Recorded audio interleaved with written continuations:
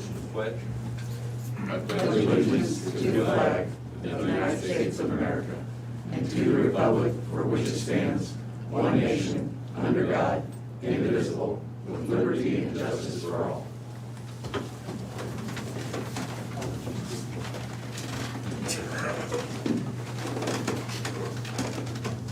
Morning, quite a little pile of stuff here.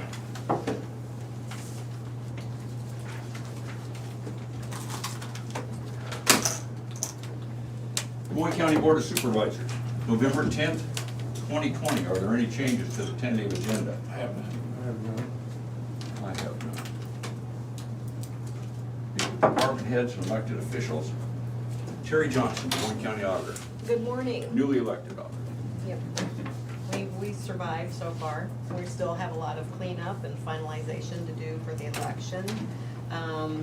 Later on, after you guys canvass, we still have 2 township trustee positions that we get to draw names for, because there was several people in there that got 2 votes. My apologies. Go ahead. Several that just got 1 vote. And then also this Thursday, at 1 p.m. here in the boardroom, we will have the post-election audit. The Secretary of State chose precinct 7 to audit, so we will recount all of their ballots. I think there was 495. So we'll do that recount on Thursday. And we're just trying to finish up on stuff and go on. Feel like a weight was taken off your shoulders? Oh, give me another week or 2, then the weight will be a lot lighter, so. Anyway, well, I did hear a compliment for Iowa and how they handled their elections on a national news syndicate. Yeah. Talking about they did very good, their polls out of Des Moines was great, only ones that were correct. They had a lot of good things to say about you guys. Well, we've been doing absentee voting for quite a while, and it's been increasing, so it's not like it's anything new for us. It just keeps getting tweaked and Well, tweaked don't tell more. them that, so. just accept the compliment. Yeah, I know, thank you, but yeah, there's some states that never dealt with it before until this year because of the virus, and it's just, I don't know. well, thank you, and once again, good job, Admiral, and you and your entire staff. Jared, land use. I got one item on the agenda, nothing else, really particular I wanted to discuss today. It's been kind of a quiet week, I think with the election, it's, things have been temporarily, at bay in terms of new, land use inquiries, but, could very well resume anytime, so. That's all I have. Thank you. Sheriff Mike Johnstone. Morning, Tom. To say the least, we're very happy with the results of the election, and we're working very closely and, for a very smooth transition into Sheriff Glendining's term coming up. So things are going very well. We've had a command meeting yesterday, and so things will just keep moving on as it has in the past. So we do have a couple of hires we're working on, trying to get a few deputies lined up for. Because there will be some movement in our command structure at the sheriff's office, and room for other folks to move up in the office, which would be a great thing. So Kevin may have a comment on that also, but again, we're moving forward and very happy for a smooth transition in the future. Thanks, Mike. That's all I got, thanks. Rodney Gleason, maintenance.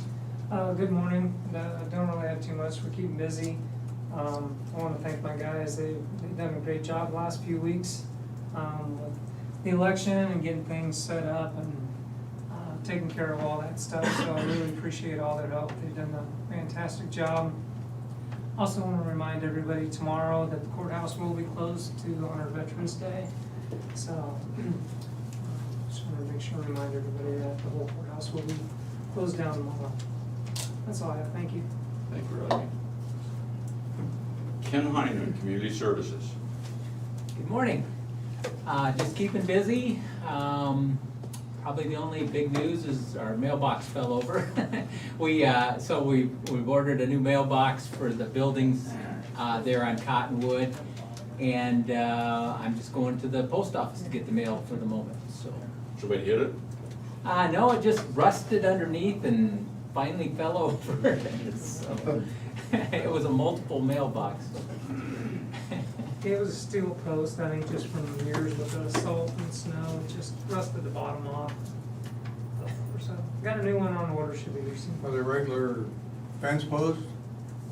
No, it was a about 4x4. I was gonna say, I've got some of them I'd donate to you to get them out of my garage.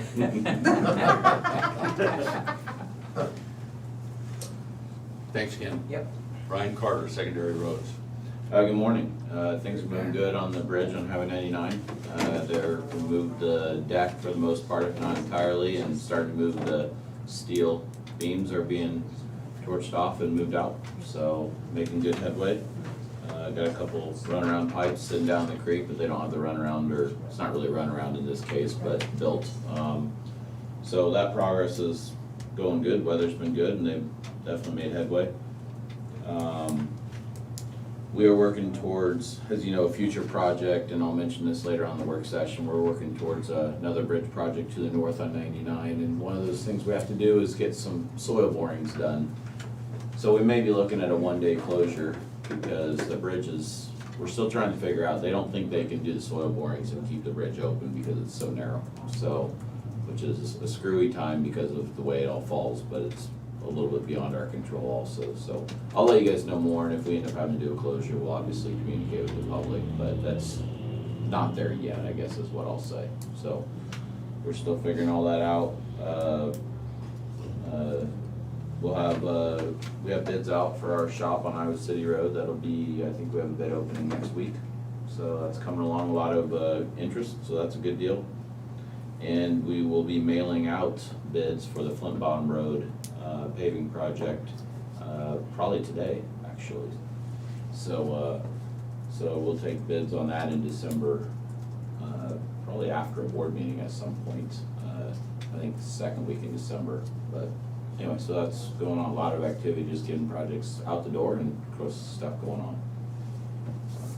Thanks, Brian. Angie Vaughn, Safety. Good morning. I really don't have anything new at this time. Krista Pogomil, Local Health.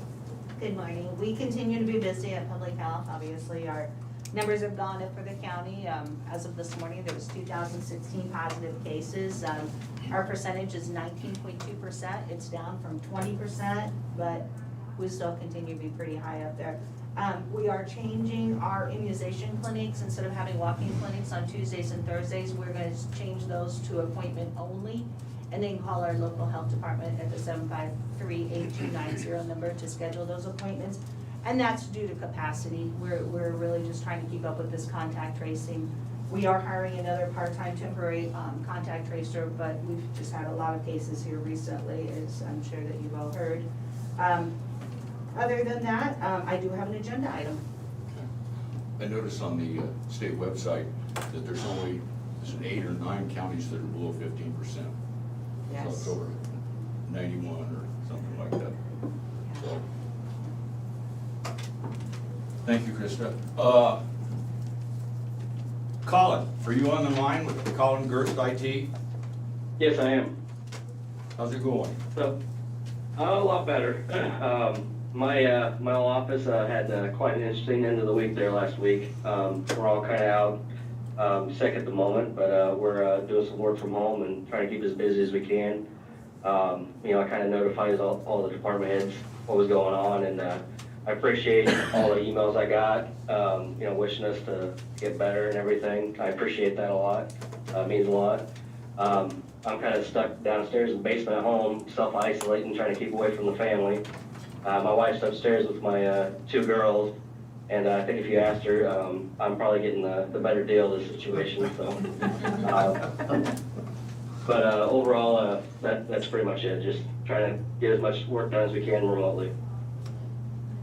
And then here, I see we have one other caller on here, and it's Jeff Brewer from Conservation. Okay, thanks, Colin. Give your wife our regards. I will. Confident it'll be a long time for her. Jeff Brewer, Conservation. Good morning. busy with burns. The beautiful weather the last few days has helped us really get a lot of work done in the field. Most of the parks are closed up for the winter, although Big Hollow is still open. We had 16 campers this past weekend. Other than that, we have an agenda item later on, and that's about it. Thank you, Jeff. Didn't miss anybody, did I? Okay. Kristen took care of COVID-19. Did not have any correspondence, did either of you gentlemen? No. No.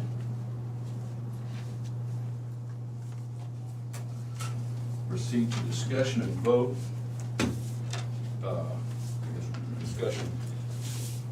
Krista, did you want to read this into the record? Yes, that would be great. Do you need a copy? No, we've got a copy up here. It's a Des Moines County Board of Health position statement on electronic cigarettes. Yes. So the Board of Health met to discuss electronic e-cigarettes for quite some time. That's been a concern. A couple of years ago, it was a big thing in the news with e-cigarettes and how they affected young people and the lung damage it was doing. So they felt very strongly about this and wanted to do a position statement.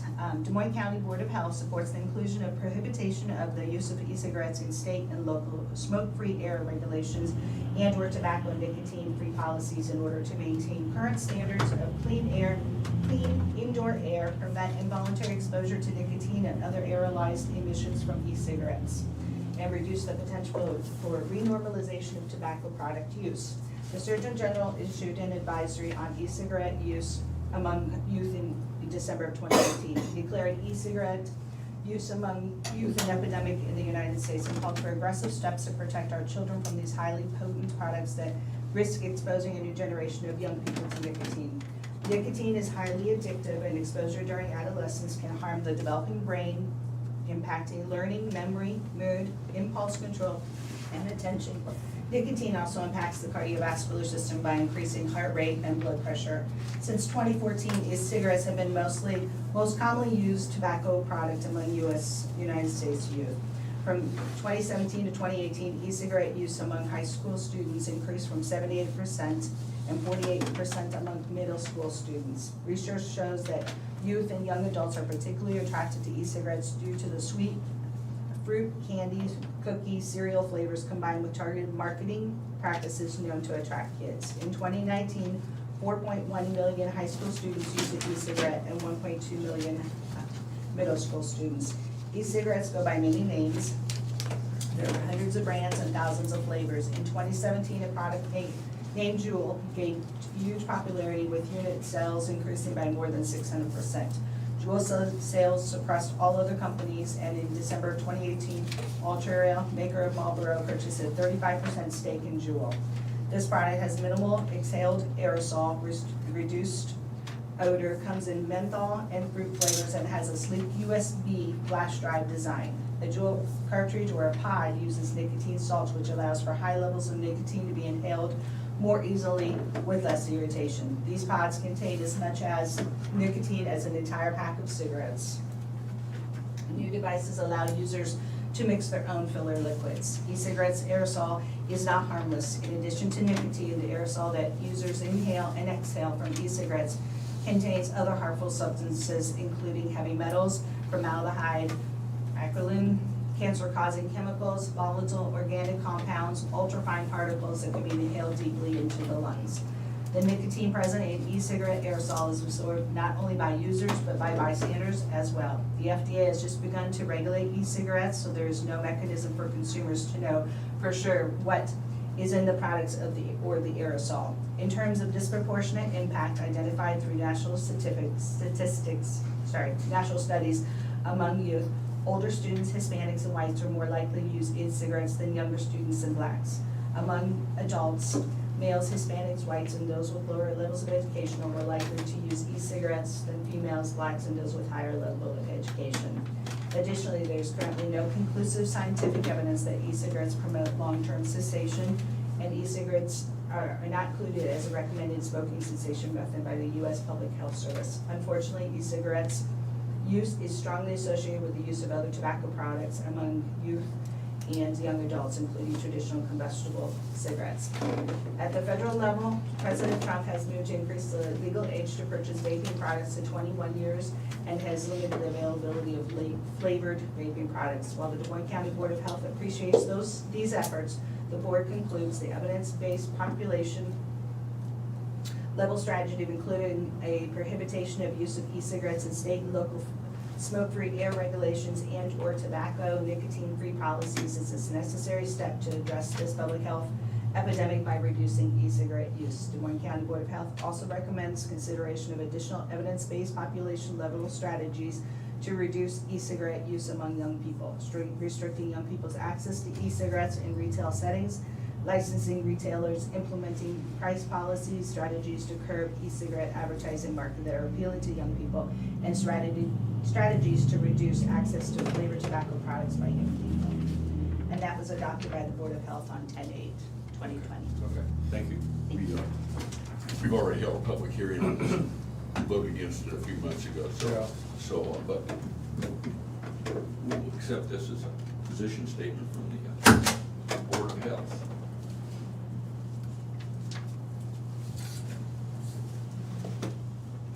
Thank you, Krista.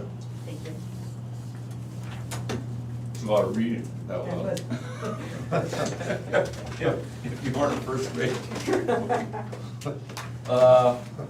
We have resolution 2020-49 and final plat for the Tick Ridge, another strangely named subdivision.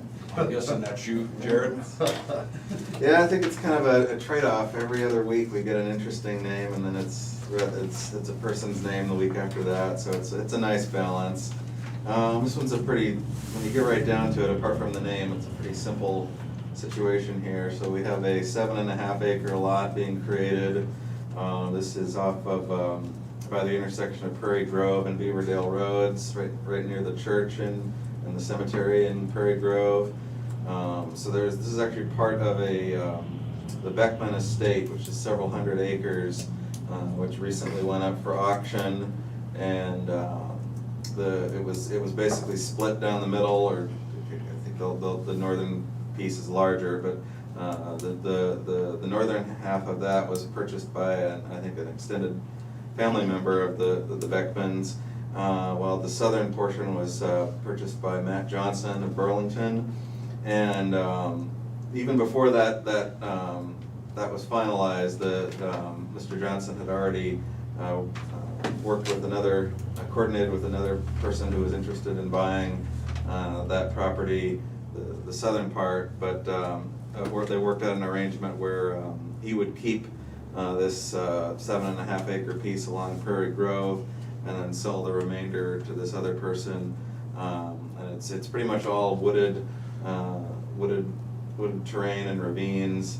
So the plan would be for that person to use it for private recreation and hunting. And Mr. Johnson then would be essentially be the same for this smaller piece. However, the idea would be to hold on to that for at least several years and then sell it. So at this point, the long-term situation isn't quite clear for this lot. It could potentially be sold to someone who might be interested in building a home there, but that's all speculative at this point.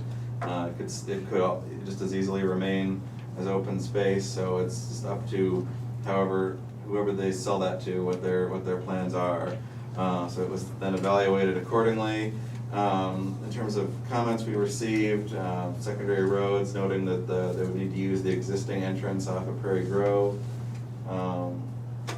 And apart from that, I think it's a pretty straightforward situation here. We are putting a condition on the resolution, which is our standard. And for any time there could be a home developed there. This time it's more if than when, but just so that's on the record, that if someone were to build a home there, that they'd be required to put in get a permit for a septic system and have that installed prior to occupying a new house on that property. So with that, we'd recommend approval of Tick Ridge. Move to approve. Second. Terry? Bob Beck? Yes. Jim Carrey? Yes. Tom Broker. Yes. We'll get this, I'm All right. ready after the year. Kind of in the same ballpark as Mosquito Park of the terms of naming places after annoying insects. Better get one named after a bird to go down there and peck all those insects out. Okay. We have a revised employment contract for the county engineer. We've discussed this for a couple of years. Apparently, he doesn't want us to rent him out to other counties. That was just one of the things way back when, so since you guys brought it up, we took it out. So I know you guys are looking at this, so. Yep, I've read it. I make the motion that we sign the contract for Mr. Carter for the county engineer. Second. Terry? Jim Carrey, Yes. Bob Beck, Yes. Tom Broker. Yes. Thank you.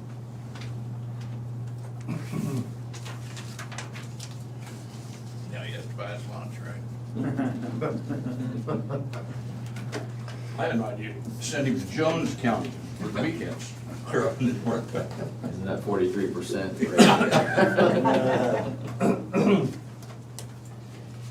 Yeah. Here, I'll tell you what, when we stamp that.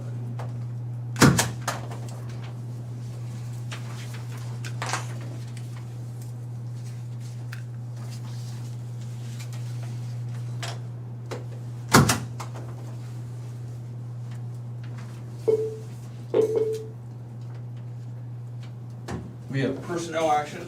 We have one part personnel action for conservation. Marcus Knack, a naturalist, the end of his 6-month probation. The new rate is $40,929.66. Move to approve. Second. Terry? Bob Beck, Yes. Jim Carrey, Yes. Tom Broker. Yes. Thank you. Not a problem. We have 3 personnel actions for the correctional center. We have Tucker Hulse, 2 unpaid days, 16.5 hours, October 26th and 27th, 2020. We have Tucker Hulse, full-time correctional officer, a 6-month step increase. The previous rate was $38,716.18. The new rate is $39,704.38. And we have Angela Schertz, a full-time correctional officer, a 36-month step increase. Previous rate was $42,426.82 a year. The new rate is $43,261.74 a year. Move to approve all 3. Second. Terry? Bob Beck, Yes. Jim Carrey, Yes. Tom Broker. Yes.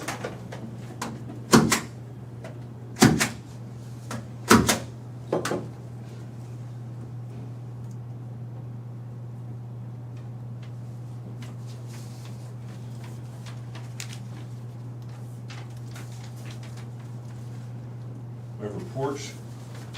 We have the General Assistance Report for October of 2020. We have the Veterans Affairs Report for October of 2020. Which brings to mind a question. Where are we on replacing, if we advertised a replacement for Bob House, right? As the director? No, I was gonna check with other county auditors since it's been, what, 28 years, 29 years? It's been a Something while. like I think we that. have to the end of the year. Yeah, I thought I would ask them see what other counties have posted or described the position, so. I'll see if I can get some assistance from other county auditors. I don't think he's gonna change his mind. No. That's the only way I understand.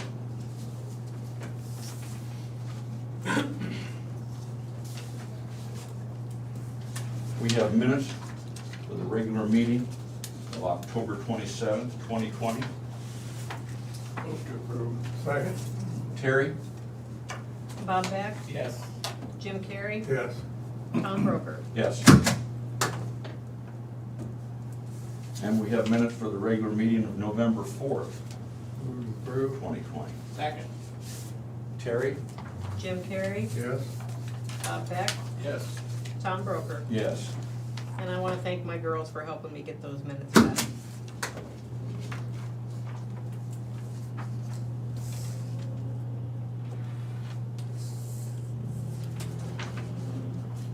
Now we have a canvass of the 2020 general election. Take your shoes off, gentlemen. Do some counting. Okay, everybody should have reports in front of them. One of them shows the summary, and the other one shows by precinct for each race. We had a special absentee board on Thursday at 1 o'clock, and we counted 6 more ballots. And then yesterday was the deadline, and we counted 3 more ballots. Were they mail-in absentee or provisional? Both. Oh. Both. We actually had 4 provisional ballots that we could not count because 3 of those they did not provide us with any, the reason that they had to vote provisional was because they didn't have proper ID with them.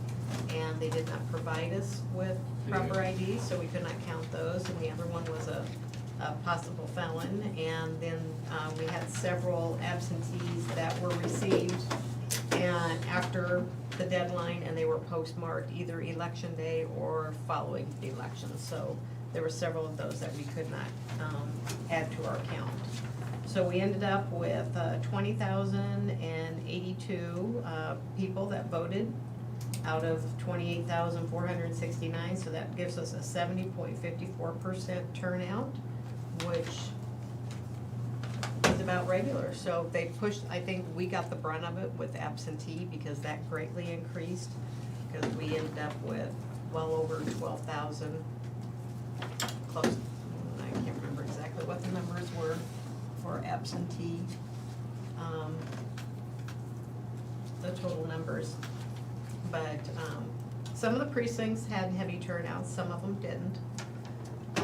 But overall, you know, we had a few little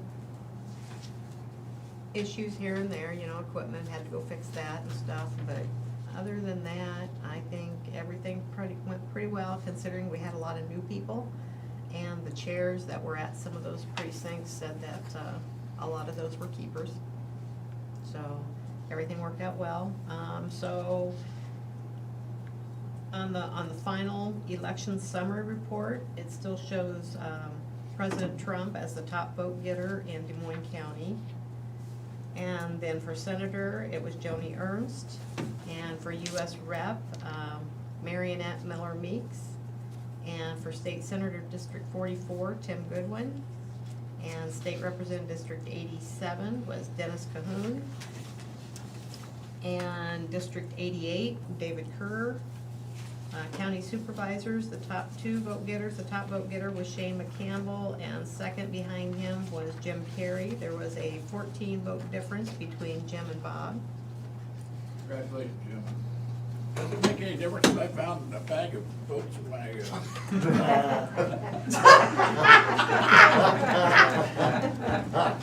First of all, I'd ask you, where in the heck did you get those? well, you just have to show them. I don't. We did, I know, some people are astounded, because I think at one time, I think we had like 466 outstanding absentee ballots. And actually, that is less than what we've had in other general elections, because it's nothing to have between 700 and 900 of those still outstanding that we never get back. So Some I people think just never send them in, They some just- people take them to the polls and yeah, turn them in. surrendered them. We still have a lot of those to go through and delete those or void those that were surrendered at the polls, and so those numbers will come down, so. But, back to District 88 was David Kerr. Oh, we already did that one. Oh, auditor, me.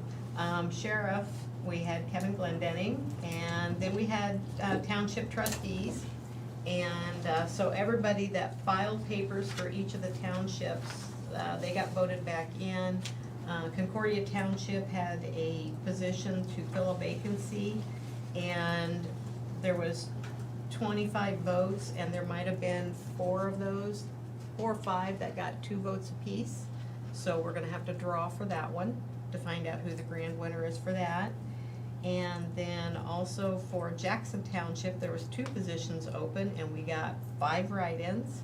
1 person got 2 votes, so for that second position, we're gonna have to, draw a name out of the 3. Since their names were all drawn in, do we know these are all willing Well, candidates? I don't know, you know, they might just get a letter saying, woohoo, you won, we drew your name, and it's up to them to write back and say, no, they Maybe not.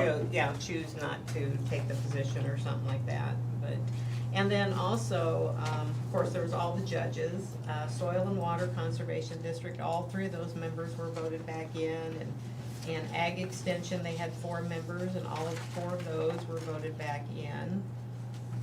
And there's all the judges, and also at the very end, let's see, there's the public measure. That was the one whether to have a state convention, and in our county, they voted no. And also in each township, the last time we did this was back in 2006, where we gave each township the option of whether to vote for, elect, or appoint their trustees and their clerks. And at that time, half the townships chose to appoint and the other half chose to elect. And so we put that back on the ballot this time, and it passed in the remaining 6. So from now on, starting with our next general election, which is 2022, township trustees and clerks will no longer be on the ballot. They will be appointed. So that's the next thing I gotta do, is get letters sent out to all of those that need to be reappointed, so we can get that. And obviously with an additional 9 votes, there weren't enough votes to change any results from election day, so. No. Nope. So you've got the summary there, and then by precinct is the other one, which shows how many election day and how many absentees each candidate received, and each was brought into each precinct. And after reading about Jasper County, it's kind of like, whoa, so. So I went and double checked just to make sure that, I was satisfied that everything got downloaded correctly, so I just double checked again. And everything that was submitted on election night was downloaded correctly. So double check that, and then plus all the other additional ones were added, so. Do we draw the names before or after we vote to approve the canvas? Let's draw those before. So the first one we will do, let's see, Jackson Township.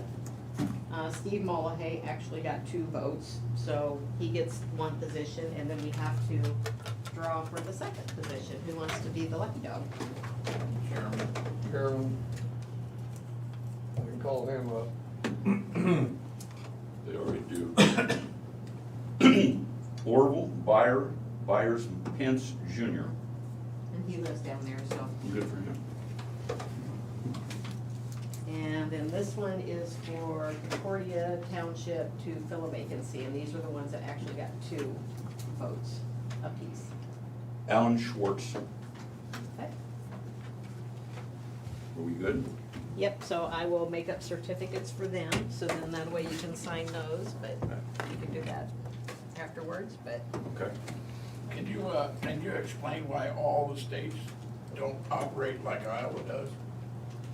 No, I cannot explain what the other states do. I know, like, with our federal government, like that, they make that constant.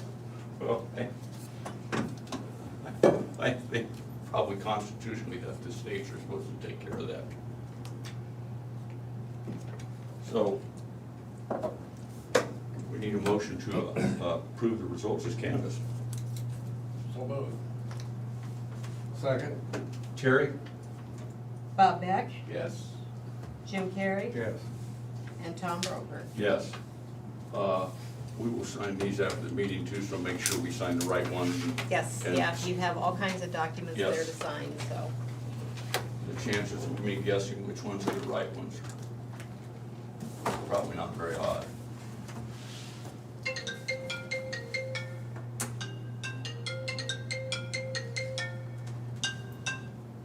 Other business?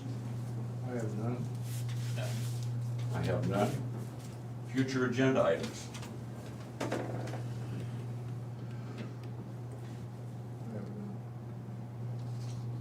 none. We need some time in the next couple of weeks to approve those magistrate nominees. Yeah, I think I have to contact them I was about to first, say, you make probably sure. need to contact them. And I still need to work on, now I can concentrate on the ordinance, updating all the ordinances, reappointing or accepting all of them.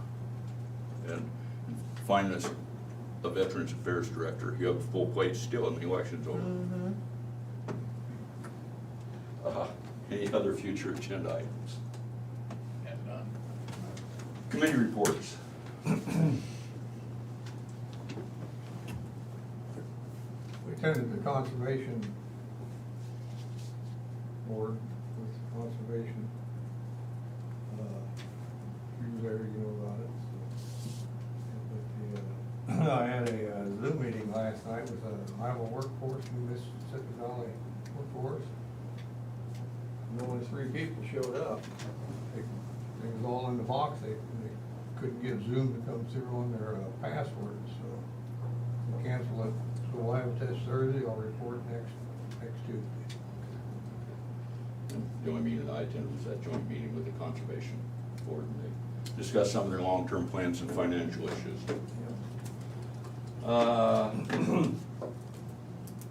Public input. If anybody from the public would like to address the board, we have a limited seating. Anyone with comments during the, may email the Board of Supervisors at board@dmcounty.com. That's BOARD@dmcounty.com, or call 319-753-8203, extension 4. That's 319-753-8203, extension 4, and we will hold those lines open for 2 minutes. Is there anybody? Yes, sir. Michael Cecil, 2815 Herblow. I started coming to these meetings years ago with a big lapse there. And I just wanted to say thank you, Bob, for your service. You've given the community endless hours, and we appreciate that. I second that. Been a real pleasure. Been a real pleasure. Great people to work with. Best of luck in the future. A great guy. I may need luck. It's a very rewarding experience, I have to say. It's not always pleasant. No. But thank you. I see a lot of grandchild visiting in your future. Well, I have a grandson, he's gonna be playing for Cedar Rapids Kennedy, that we have pretty high hopes for, and I expect to not miss many of those games. Great. Anybody else the public like to address the board? Thank you. Got 45 seconds. Anybody has anything to say? I'm sure you had something to say. How about a moment of silence for Alex Trebek? Oh. Jeopardy. That's long enough.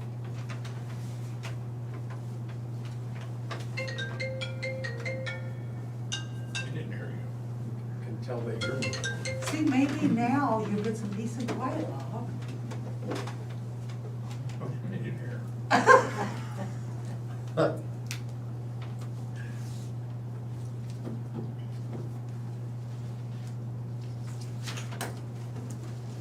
Our 2 minutes are up, so with an aye, we're adjourned. Aye. We're adjourned. We have a work session with the county engineer regarding construction project updates after we fix our signatures to quite some number of documents. We have to change the place. First, choose the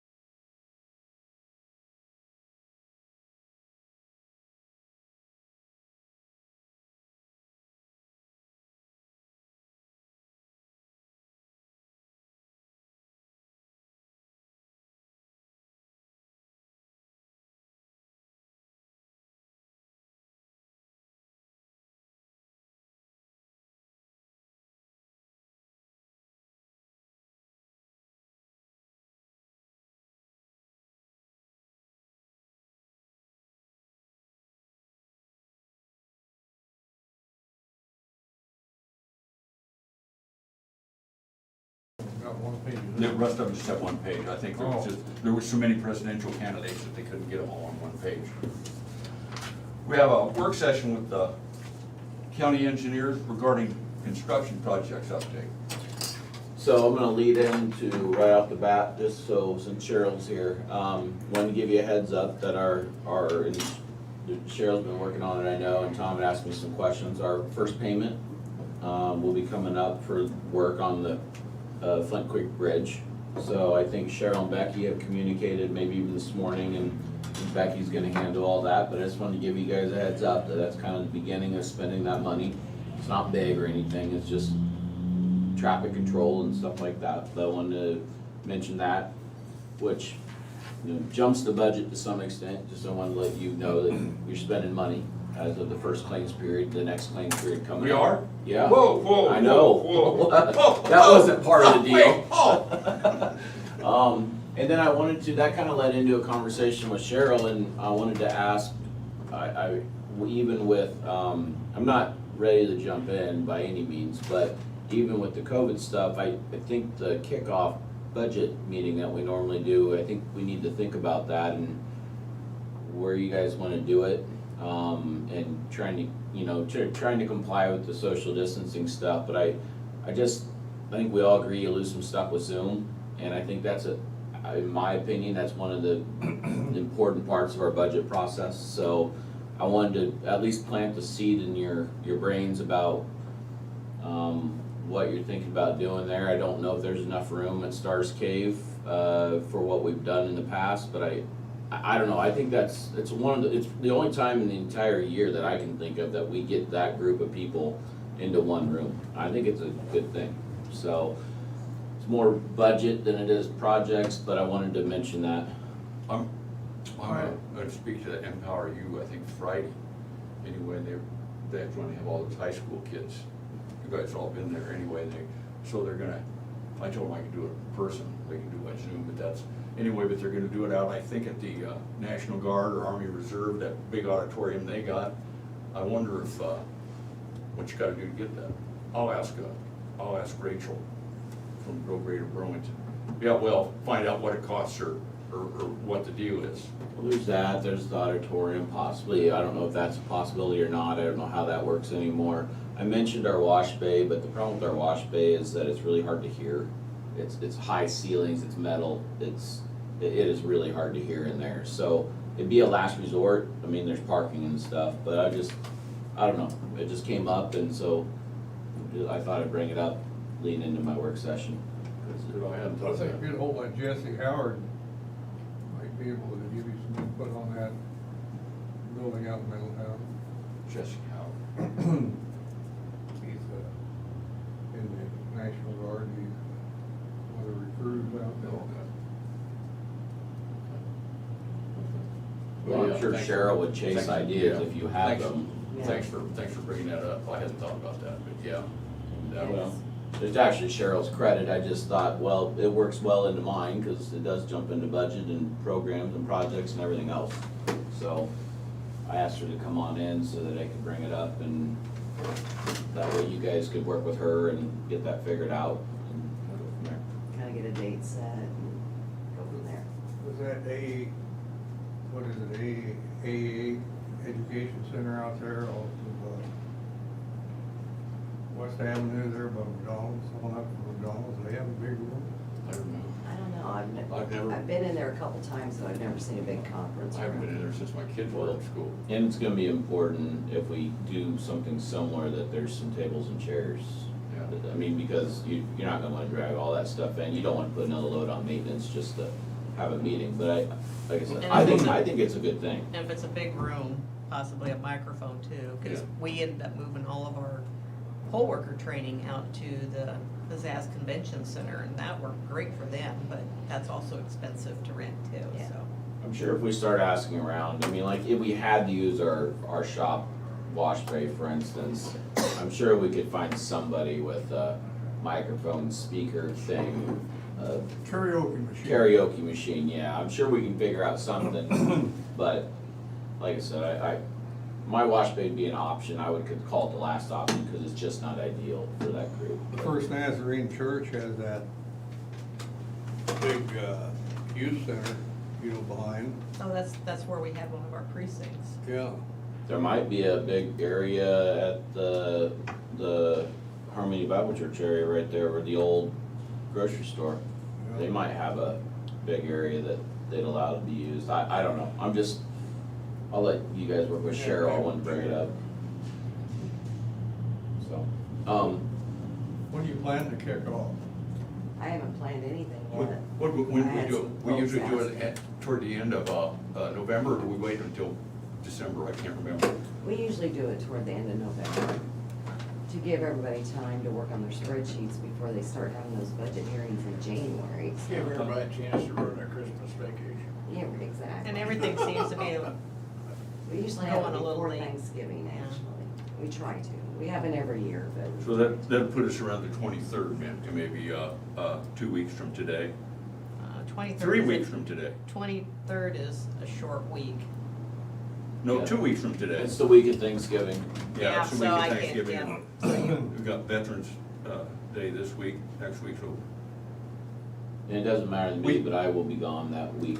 I was planning on it, but it depends on if I get more employees back in the office or Well, I not, mean, it's so. heated. It's heated? Yeah. Okay. Yeah, wash days that's, heated. yeah. Yeah, Well, so, I'll tell you what, it's Don't have to worry about going in gonna be fine with us.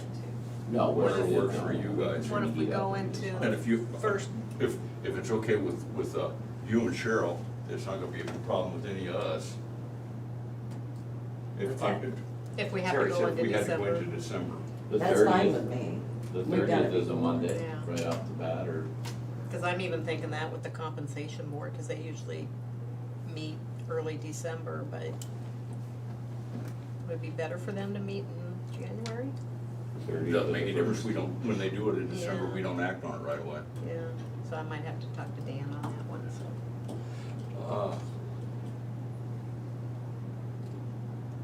We haven't got the rollbacks yet, have we? We do. Oh, we did? Just what, last week? How is it? Residential's gonna pay more. Surprise, surprise. And The we- rollback's not as good on residential property. Did, and we get the rollback. Did the values change on agricultural property this year, or is that next year? It just changes every 2 years, right? Yeah, and it's odd numbered years, so it'll be next year, It'll be next year, so they're the same values as last year, basically. but the rollback will change. We shouldn't see a huge change.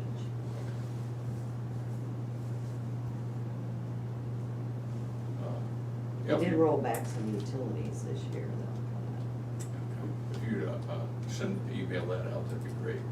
I don't have them done till I Oh, get. no, I just meant the I rollback. can give that to you, no problem. Okay. But I don't have values till I get TIF Oh, reports. yeah, from the no, I know, cities. they don't have to give those to you till the end of January, till the end of December, do they? December 1st, they have. to Oh, is it start. December 1st? Yeah, and then I have till January 1st to get values. Which We leads, usually have not way before that. which leads us into January. We keep going with this budget stuff. When do you guys want to schedule budget hearings? What's the latest date, or what's the, We gotta stick with January. Yeah, And we're sticking with Because January. they moved up that, you've got We that. gotta do that extra publication. 2% or whatever the hell it is, that extra publication. so we wanna start the first 2 weeks in January? Absolutely. Okay.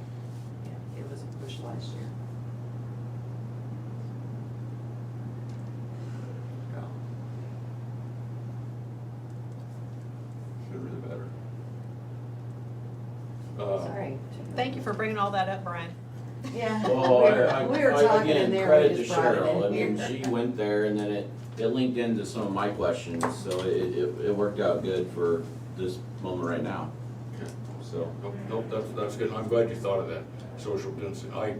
When I was thinking about that, I was just thinking about Stars Cave, but yeah, that won't work. We're too tight in there. Yeah, because Even if we tried to rearrange it, I oh, don't think we could. because you got all sorts of, Church out there, they got the big round tables, and 2 people sit across from each other. You know, you got your 6 foot there. I have to talk to Rachel from Go Greater Burlington anyway to get a I time. got 8 or 10. That I already, I could get I'll just ahold of- ask them, I'll talk to who they Cheryl, talk but to I and can what get it ahold of costs to Jeff get that. Alexander, he's the minister out there, so I can answer I him. know, That's where we. you know, you live. mentioned Rachel, they have Yeah, that for closed. Church and I don't know if they have, if people comply with social distancing, they have that big room up there too. But I know that their offices are closed still, I I believe. ended up last year. So I just mentioned, I would mention that too as a change. Last, Okay, so, yeah, I can leave that as an the option. last meeting was Zoom a couple weeks ago. Yeah, we brought up with the director, I think, about wanting to do something in person, and she mentioned that was a couple weeks ago that they were still closed. I don't know if their policies are gonna change or not, I don't know who makes those decisions, but. Speaking of directors, this is off the subject. Trombino didn't get fired. Did you see that in the paper? Who? Oh, he didn't? He was the director of DOT. Oh, yeah. He had moved up to the head of administrative services for the governor. I thought that was strange that he'd get fired. Pretty He common. moved up, huh? Well, I wanted to make sure I told you, and if I let it go. Good for him. I forget it. Okay. Okay, construction project update. That would be you, Brian. Well, I led in with my question, but, the other thing I wanna mention to you is, and I don't remember if you guys signed anything for my application or not, I can't remember, to be honest with you, but we are in the process of applying statewide. There's a federal grant that 2 years ago, the DOT and the counties kind of worked together and submitted an application, and it was, like 20. Is that your call? Anyway, it was a lot of bridges, and it was a different way of doing things, and we were not part of that. We didn't qualify on anything for that, and that was fine. There's another grant coming up that, it's a federal grant, nobody knows a lot about it, nobody knows if it's really gonna happen, because we are coming to the end of a transportation bill, and they've gotta do something to keep the money flowing, stuff like that. There's a lot of what ifs. We did submit an application as part of it. I think there's 80 some counties, 70 some counties that all submitted a single bridge application. You are supposed to, it's geared towards bigger structures. So we headed towards, the last truss bridge we have in our entire system up in the bottoms, across the big ditch. That's the bridge that we put in. The goal was to target bridges that are gonna be hard to fund. That bridge is one of those, just because it's a longer bridge, but it's on a very low volume gravel road. And but it's also one I consider of importance because it's posted now, because of some new rule changes through the DOT, because that allowing the heavier trucks, I've covered that with you guys a year or two ago. And we have another issue is that the bridge, almost kind of adjacent to it on Highway 99, is now triggering some significant concerns. You don't really pay attention to it, but it's right by, remember where we built the kind of the low water crossing on Hawkeye Road, west of, north of Mediapolis Road, and then all the way up north past Mediapolis Road on 99. And, it's a bridge right there at that intersection. And that bridge is, I just got a call from our engineers warning us that they need to come down and do some additional inspection on the deck. And it may have some issues we have to deal with. And so the reason I say all this is because, of course, you kind of got the bluff, you got Highway 99, and this is the only other north-south route down in that area. And so we're applying for it. It looks to me like we're gonna be, there's two groups, it looks like, of applicants. I don't think we're gonna qualify in that top group, but it looks like we will qualify in the second group. And I only mention it because we will in all likelihood have some type of a match if we were to succeed. Somewhere between 20%, as high as a 50% is one of the things they're warning. I don't see that being the case, 50%. I can see it more towards 20% if I had to guess. But obviously you're applying for a pot of money you don't actually know the full size of.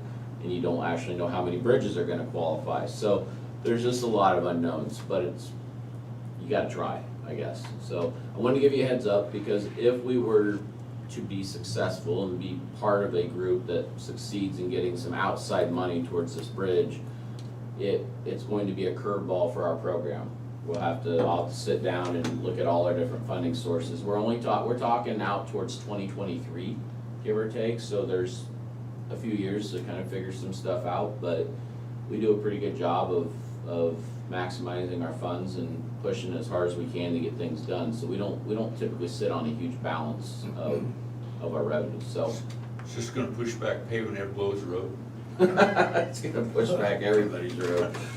But, so, I don't know, I wanted to mention that to you, and we may end up having another work session depending on what I hear about that bridge, on Highway 99 right there also. So,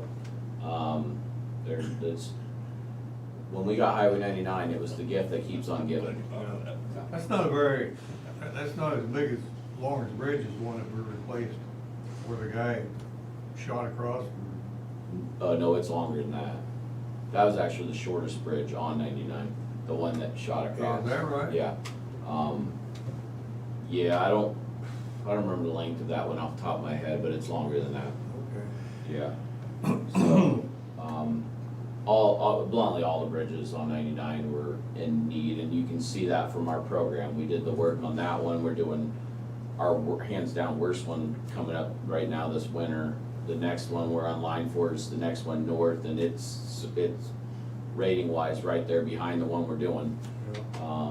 So we'll figure all that out and maybe have another work session if I see issues as far as the funding side of it. But and it may all just sit and wait, but I wanted to know that we were applying, because one of the questions they ask is your board willing to allow you to figure out a match for this? And of course, I answered yes, but then as it moves on, I want you guys to be aware that we are proceeding and pushing and trying to succeed with that application. So we'll find out. We gotta take care of 99, because that's farm to market, main farm to market road. Yeah, I mean, I'll go into stuff further. We have farm to market roads all over the county, and it doesn't really govern exactly how we budget. I hope someday we get to a point where it's not just the worst of the worst, but that's kind of how we handle it. And we're far from the only road department that has to handle things that way. But 99 is just pure and simple, maybe our most crucial county paved road we have as far as connectivity. You can certainly make that argument. So it is important.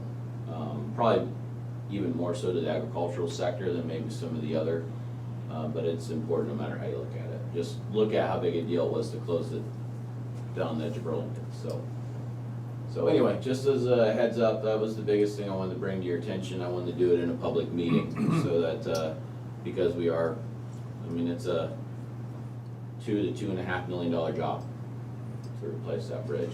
We did sign, just as a reminder, seeing this kind of coming, it does sit in the middle of our construction program. It's called an illustrative project. A what? An illustrative project, and the reason for that is that when I put together a construction program, the first 4 years, I wanna say, you're supposed to try to make sure that the bridge funding you have in there doesn't greatly exceed the true amount you have. They're just trying to make that whole mathematical thing work.